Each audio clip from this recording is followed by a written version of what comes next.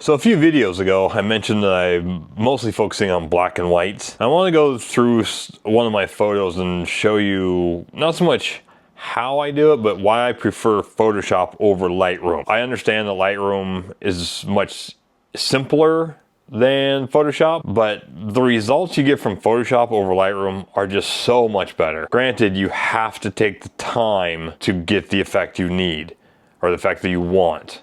So I'm very meticulous about my black and whites. I will spend a month or two on some of my edits. In fact, I'm working on the skyline of Chicago right now that I've been working on forever. So I'll leave that one out of this video. But I just wanted to go over a sea stack image that I shot. I went down the Oregon coast in October of last year. And the first time I've ever been there where I actually had amazing sunrises. I mean, I was there for 3 mornings and I just had phenomenal skies. Right, sunsets were okay, not as good. My last night there was actually really good because it was really stormy. I went to Thor's Well, so I got a really cool photo of Thor's Well with the water splashing out of it with a big storm cloud in the background and stuff. So that was a really good time. But there's a sea stack in Bandon called the Howling Dog. It's funny, the whole reason I went to the Oregon coast is because I wanted to get black and whites. So I just wanted dull, bland skies, but I got phenomenal color. So I got my nice color photos too. But after sunrise, when I was in Bandon, I started doing some long exposures. This one here that I'm going to show you is 146 seconds. That was enough to smooth out the water, gives the clouds some streaks to it. And overall, it's a really nice image. Let's jump over to my computer and I will show you how I go about editing in Lightroom first. And then kind of explain why I'm not a big fan of it.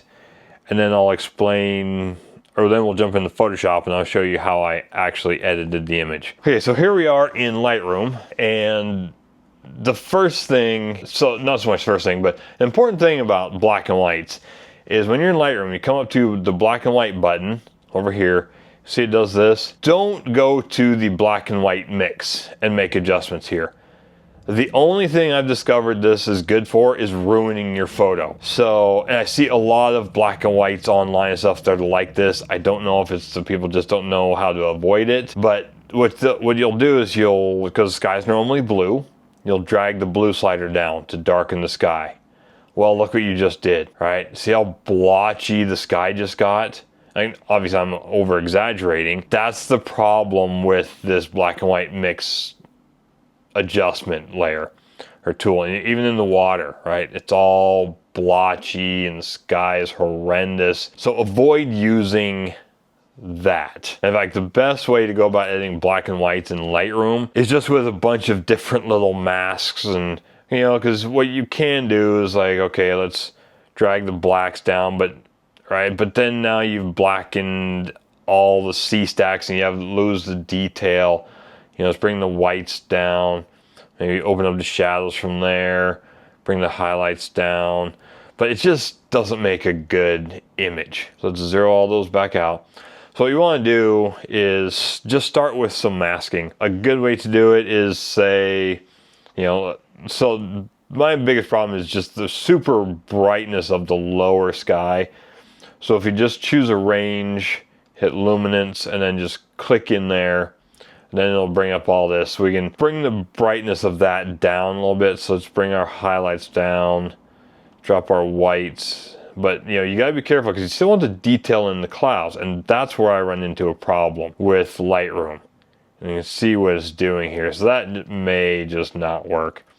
All right, so let's just go ahead and get rid of this mask. Let's see, delete mask 1. So what we'll do is we'll just start with, we'll do the background because we don't want to do anything with the sea stacks because the Howling Dog here, that is our main focus of this image. So we'll start by dropping the exposure down a little bit. Let's go ahead and bring the highlights down because that'll hopefully help bring some of this brightness down. Let's bring the whites down a little bit. All right, that's not looking too bad. All right, now let's go ahead and let's make another mask, create a new mask. Let's do select subject because we want to highlight the Howling Dog. What we don't want to do is kind of highlight these smaller ones. Let's go ahead and subtract. Let's just grab a brush, then we'll just brush out these smaller C stacks so they don't get emphasized. Let's bring our feather. I'm gonna bring my feather all the way down so I can just kind of get right in there. Actually, let's do this one here too, right like that, something like that. All right, so now what we want to do is let's increase our whites because we want to kind of brighten the stack itself. We'll bring the black point down a little bit to kind of get some interest in there. Let's bring up the highlights. See if we can't get some more brightness out of the contrast. That just makes it a little darker. Let's bring up the exposure just a touch. And we'll drop shadows, bring the black point down a little bit. That's not too bad. So now let's go ahead and create a new mask. Let's do a linear gradient. We'll just go ahead and bring it down this way. Something like that. Let's subtract the subjects. Select subject. Because even with this radial gradient, we don't want it into these smaller C stacks because that'll just make them too dark. All I want to do is just bring the exposure down to something kind of like that. All right, now make another mask. Let's do a radial gradient. Just put it behind the howling dog.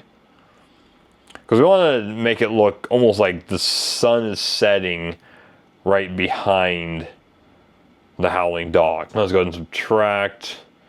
Select subject. Now the C stacks aren't selected, it's just everything around it. Let's go ahead and boost the exposure to something kind of like that. Let's go ahead and create a new mask.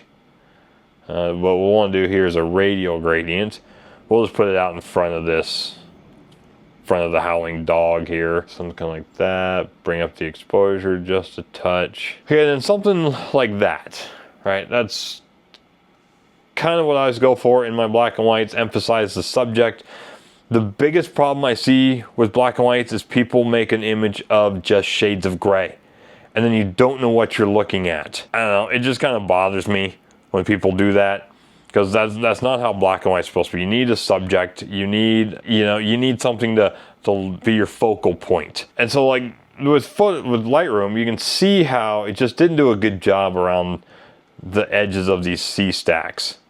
You know, and granted in Photoshop it could do the same thing too, but it's easy to fix in Photoshop. So like this, you're still gonna have to put it in Photoshop to fix all the edges. You can see around how it's kind of blotchy. There's some dots here and there. Kind of, you know, all these little dots here and there. So you'd have to try and fix that. You know, and then like here's a pretty big halo around here. And so that's one of the biggest problems I have with Lightroom. So if we jump into Photoshop here, now let's go ahead and start with just the base image, right? Same image. Do just a neutral black and white layer. And then you can see here, I created a sky mask. So these two here, they're basically, I created this one, the top one, and I just inverted it and got this one. So the problem with these masks is when you first make them, see that edge? See how sharp the edge is? So what you want to do is you want to make sure you feather the edges. I do about 1 pixel feathering. So I have the ground and the sky. And so these are the masks I use. I won't use these other ones that are sharp edges for anything. And then with those, I have my luminosity mask. On this layer I have darks 3, lights 2, and the darks 5. So what I do is I'll go in and I can use one of my hard masks, like my sky or my ground, and combine it with a luminosity mask if I want to.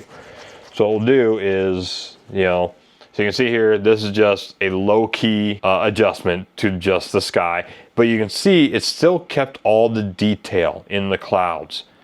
Nothing got muddy, nothing lost its detail. And so I did the same thing on the foreground here. Only this one, what I did is I'll show you how I would have done that. So on here, I just go ahead and do that. So on here, I would have gone, say like, select, you can do this up here as well. If you come up to select, load selection. So I'll do like the ground feathered, hit new selection, and it highlights that.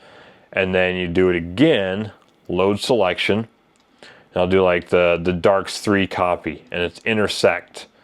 So now it's only the darks 3 within the ground hard mask that I'm adjusting here.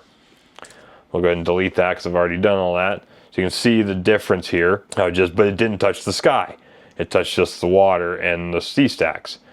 And then I brightened it a little bit so I can start bringing out the detail in this howling dog. And then I did an adjustment layer, and I brought in more shadow and more deeper tones into the foreground. And then what I did is I saved that.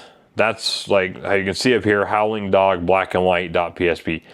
And then how this one finished is how the next one starts. Because what happens is, see down here, 3.17 gig, the file starts to get really big. And so I just make a new file name as I progress through my image. So you can see here, it's got kind of this weird spot here. So I'll fix that too, but this is my starting point. And I always make a second copy, just in case I screw something up, I can go back. And then what I started doing is I started adding light at the bottom of the horizon up into the sky. And then I added just the highlight behind the howling dog. But you can see I didn't touch the water. It was only in the sky because I could use the hard mask of the sky and it wouldn't touch anything else. And then I was able to, oops, wrong one, wrong layer. And you can see I did another layer and I brought it out in just the water. Just the lower part of the upper part of the water, lower part of the sea stack. And then I could make another slight adjustment to just the howling dog because I was able to use my hard mask with a luminosity mask. And then I brightened up the little rock next to the howling dog. And then finish off this layer, I just darkened the bottom part of the water. But you can see here, on the bottom part of the water, it's still a little bit light. And so when I came over to figure out which layer I need here, you can see I've already done all this, but you can still see that light band down on the bottom. And so with just a curves adjustment layer, I was able to just darken just that little bit. Because if I stand on the mask here, you can see that's all I did. Just that little bit. And I think that's where I finished. So yeah, so this is the final image. And you can see it's just, there's more detail in the sky, there's more detail in the water, more detail on the howling dog. It's just overall, Photoshop just did a better job because I can isolate everything I want to edit.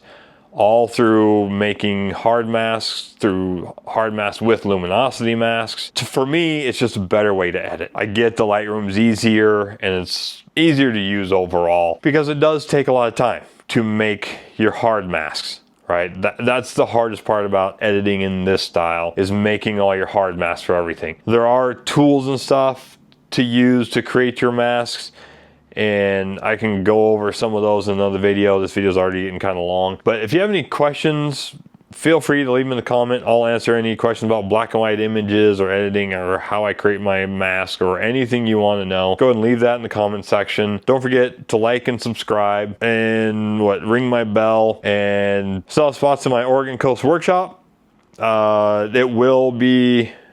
It's not going to only focus on black and white because you are there. So if the color is phenomenal, shoot the color. After the color's gone, we can shoot for black and white. And then, you know, we'll be editing images over Zoom. Like after you have time to go home and get your images all sorted and figure out which ones you want to edit. Don't forget to like and subscribe, ring my bell, and I'll see you in the next video.